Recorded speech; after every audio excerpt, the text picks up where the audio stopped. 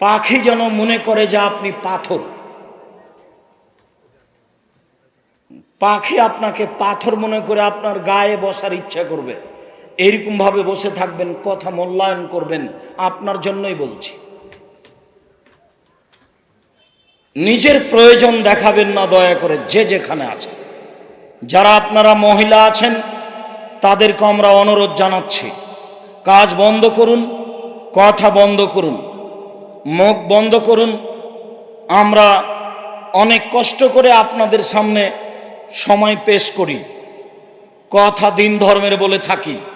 আরও আমি আব্দুর রাজ্জাক বিন ইউসুফ বলি, আল্লাহে আল্লাহর কসম, আল্লাহে আল্লাহর কসম, আল্লাহে আল্লাহর কসম, বিগত 31 বছর 90 সাল থেকে আমি মাঠে আছি।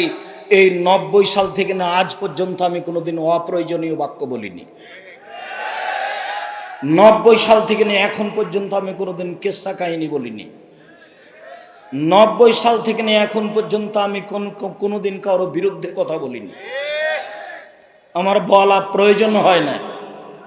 আমি আপনার জন্যই অপেক্ষা করছি। আপনি কেন রাস্তায়, আপনি কেন দোকানপাটে, আপনি কেন নিজের প্রয়োজন নিয়ে ব্যস্ত?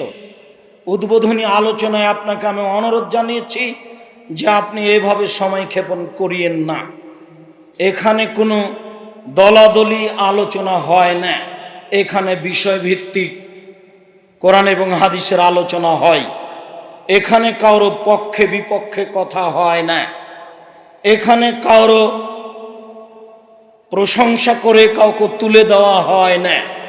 অতএব বিনীত অনুরোধ, কথা মূল্যায়ন করার চেষ্টা করুন, বিপাকে পড়িয়েন না। অনেক কষ্ট করে দূর দূরান্ত থেকে এসেছেন। আবু হুরায়রা রাদিয়াল্লাহু তাআলা আনহু বলেন, রাসূল সাল্লাল্লাহু আলাইহি ওয়াসাল্লাম বলেছেন, লা ইয়াকুদু কওমুন ইয়াযকুরুনাল্লাহ, যখন কোন সম্প্রদায় কোন জায়গায় বসে, যেমন আমরা এখন বসে আছি, তারপরে যখন তারা জিকির আজকার তাসবিহ তাহলিল করে, আলোচকের দিকে লক্ষ্য করে মাঝে মধ্যে তাসবিহ তাহলিলে ব্যস্ত থাকা উচিত। রব্বিক ফিরলি অতুবু আলাইয়া ইন্নাকা আনতাত তাওয়াবুল গফুর। কোন বৈঠকে বসে আল্লাহর নবী বৈঠক শেষ করার পূর্বে প্রায় 100 বারের বেশি এই দোয়াটি পড়তেন, রব্বিক ফিরলি অতুবু আলাইয়া, হে আমার প্রতিপালক তুমি আমাকে ক্ষমা করো, আমার তওবা কবুল করো, ইন্নাকা আনতাল গফুরুর রহিম, তুমি হচ্ছ ক্ষমাশীল, তুমি হচ্ছ দয়াশীল। কেন এত কথা বলছেন, কেন এত প্রয়োজন মেটাচ্ছেন? এই প্রয়োজন দিয়ে কি হবে, এত কথা দিয়ে কি হবে? আমি অনুরোধ জানাচ্ছি, আমি আব্দুর রাজ্জাক বিন ইউসুফ আপনাদের খুব কাছের মানুষ, কাছের মানুষ হিসাবে দিন ধর্মের কথা মূল্যায়ন করার জন্য অনুরোধ জানাচ্ছি। আল্লাহর নবী বলেন, পৃথিবীর মানুষ শুনে রেখো, যখন কোন সম্প্রদায় কোন মানুষ এক জায়গায় বসে কোরআন হাদিসের আলোচনা করে, তাসবিহ তাহলিল জিকির আজকার করে, ইল্লা হাফাতহুমুল মালায়েকা, তখন ফেরেশতা তাদেরকে ঘিরে নেন। ওয়া গাশিয়াতহুমুর রাহমা, দয়া তাদেরকে ঢেকে নেয়, দয়া দয়া তাদেরকে ঢেকে নেয়। ওয়া নাযালাত আলাইহিমুস সাকিনা, তাদের উপরে আল্লাহর পক্ষ থেকে নিরাপত্তা অবতীর্ণ হয়।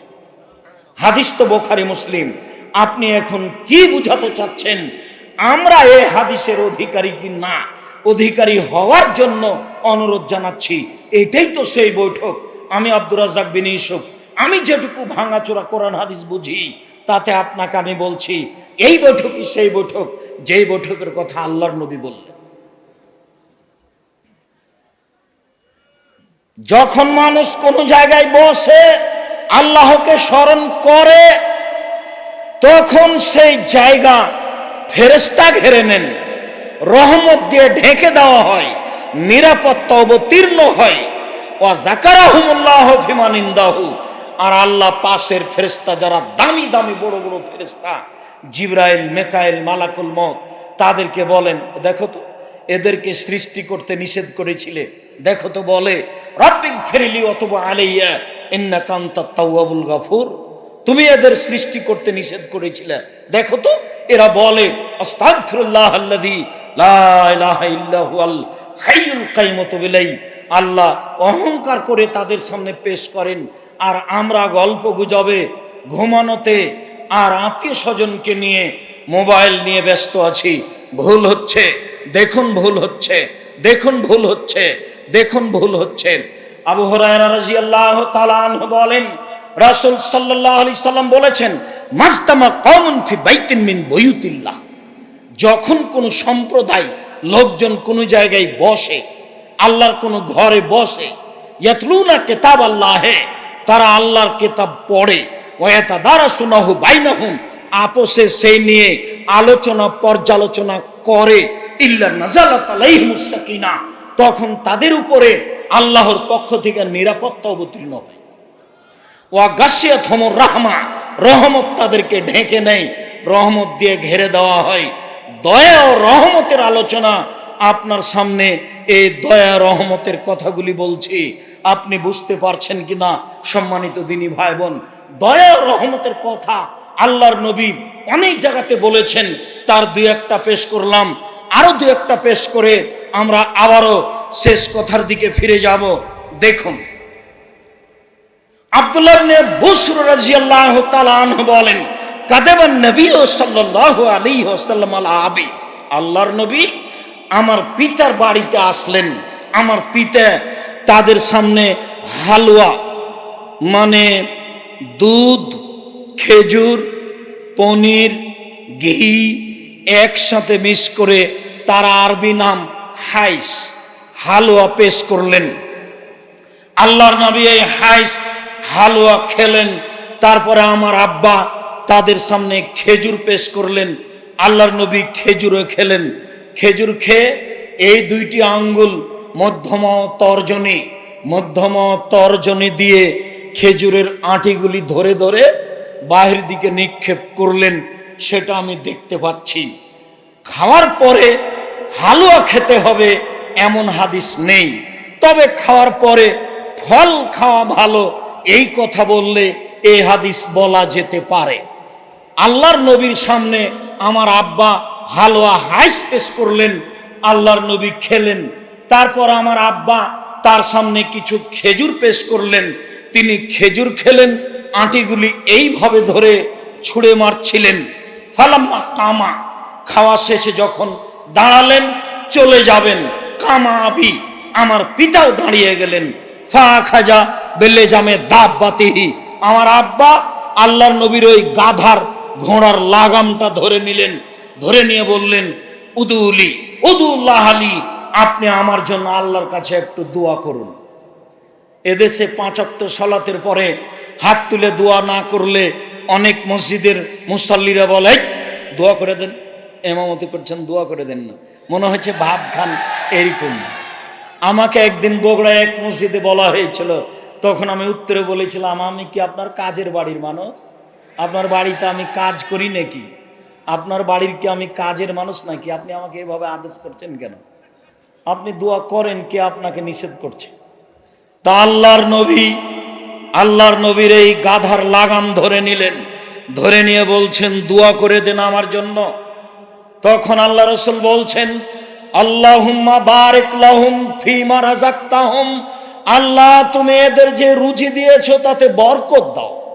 ওয়াগফির লাহুম আরহামহুম, তুমি এদের ক্ষমা করো, এদের প্রতি দয়া করো।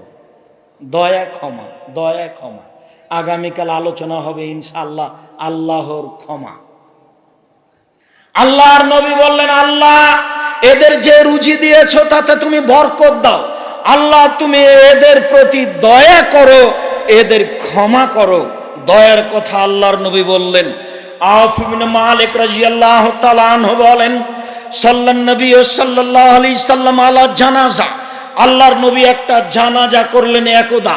ফা হাফিজতু মিন দুআইহি, সেই দিন আমি তার দোয়া মুখস্থ করেছিলাম। আল্লাহর নবী জানাজায় একটি দোয়া পড়েছিলেন, সেই দোয়া আমি মুখস্থ করেছি। আমি বলি শোনেন। সাহাবী বলতে লাগলেন, সাহাবী বলছেন, আল্লাহর নবী বললেন, আল্লাহুম্মা গফির লাহু, আল্লাহ তুমি তাকে ক্ষমা করো, ওয়ারহামহু তুমি তার প্রতি দয়া করো, ওয়াফিহি ওয়াফানহু তুমি তাকে মাফ করো, তুমি তার প্রতি নিরাপত্তা অবতীর্ণ করো, ওয়াকরিম নজলাহু তুমি তাকে দামি সম্মানী খাদ্য খেতে দাও, ওয়াসি মাদখালাহু তুমি তার থাকার জায়গা প্রশস্ত করে দাও, অনাক্কেহু তুমি তাকে ধুয়ে পরিষ্কার করে দাও, কামা নাক্কাইতা সাওয়াল আবেজ মিনাদ দানাস তুমি যেমন সাদা কাপড়কে ময়লা থেকে ধুয়ে পরিষ্কার করো, আবদুলহু দারান খায়রান মিন দারিহি দুনিয়াতে যেই বাড়ি ছিল তার চেয়ে সুন্দর বাড়ি দাও, আহলান খায়রান মিন আহলিহি দুনিয়ার যেই পরিবার ছিল তার চেয়ে সুন্দর পরিবার দাও, ওয়া জাওজান খায়রান মিন জাওজিহি দুনিয়াতে যে স্ত্রী ছিল তার চেয়ে সুন্দর স্ত্রী দাও, আদখিলহুল জান্নাহ তুমি তাকে জান্নাতে প্রবেশ করাও, ওয়াইদহু মিন আযাবিল কবর তুমি তাকে কবরের শাস্তি থেকে বাঁচাও, আমিন আযাবিন নার তুমি তাকে জাহান্নামের শাস্তি থেকে বাঁচাও। আল্লাহর নবী ওই মরা মানুষকে লক্ষ্য করে যে দোয়া পড়লেন সেই দোয়া আমি মুখস্থ করেছি। সেই দোয়াতে একটা বাক্য আছে, আল্লাহ তুমি তার প্রতি দয়া করো। আবু হুরায়রা রাদিয়াল্লাহু তাআলা আনহু বলেন, ইন্না লিল্লাহি মিয়া রাহমা আল্লাহর নিকটে ছিল 100টি দয়া, আনজালা মিনহা রাহমাতান ওয়াহিদা বাইনাল জিন্নি ওয়াল ইনসি ওয়াল হাম্মে আল্লাহ তাআলা তার একটি দয়া অবতীর্ণ করলেন জিনের মাঝে, মানুষের মাঝে, চতুষ্পদ প্রাণীর মাঝে, হিংস্র প্রাণীর মাঝে। ফাবিহা ইয়াতাতাফুনা একটি দয়ার ভিত্তিতে মানুষ পশু প্রাণী পরস্পরে ভালোবাসা দেখায়।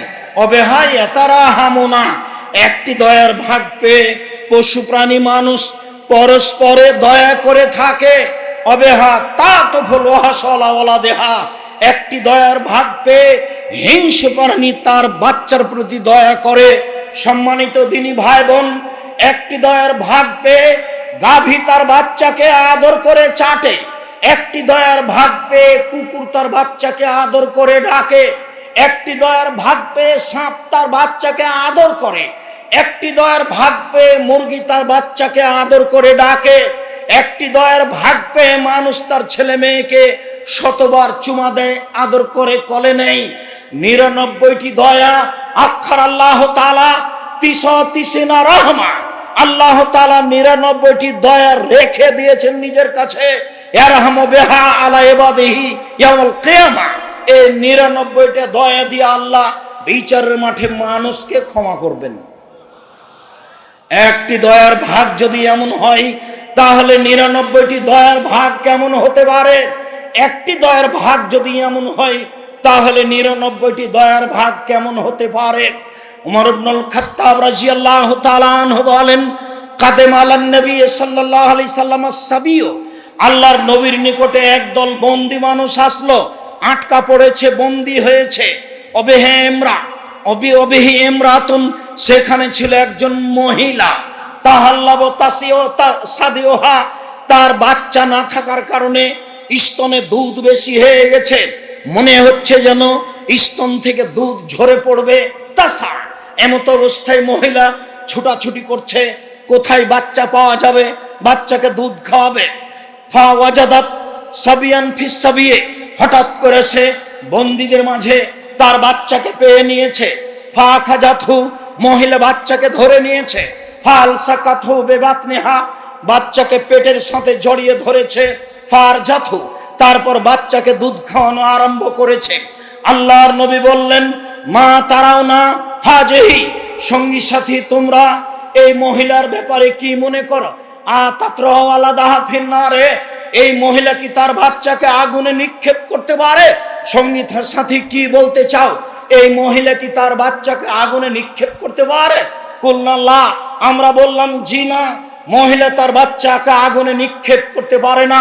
তখন আল্লাহর নবী বললেন, শুনে রেখো, লাল্লাহু আরহামু আলা ইবাদিহি মিন হাজিহি আলা ওয়ালাদিহা ও বেওয়ালাদিহা এই মহিলা তার বাচ্চার উপরে যত দয়াশীল, এই মহিলা তার বাচ্চার উপরে যত দয়াবান, এই মহিলা তার বাচ্চার উপরে যত দয়াশীল, আল্লাহ তার বান্দার উপরে এর চেয়ে লক্ষ কোটি গুণ বেশি দয়াশীল। মহিলা যেমন তার বাচ্চাকে জাহান্নামে নিক্ষেপ করতে পারে না, আগুনে নিক্ষেপ করতে পারে না, আল্লাহ তার বান্দাদেরকে আগুনে নিক্ষেপ করতে পারেন না। একটু দয়ার আশাধারী হওয়া দরকার। উমামা বাহেলি রাদিয়াল্লাহু তাআলা আনহু বলেন, রাসূল সাল্লাল্লাহু আলাইহি সাল্লাম বলেছেন, ওয়া দানি রব্বি, আমার প্রতিপালক আমার সাথে চুক্তি করেছেন। আমাদের নবী বলেন, আমার প্রতিপালক আমার সাথে ওয়াদা করেছেন, আমার প্রতিপালক আমার সাথে চুক্তি করেছেন।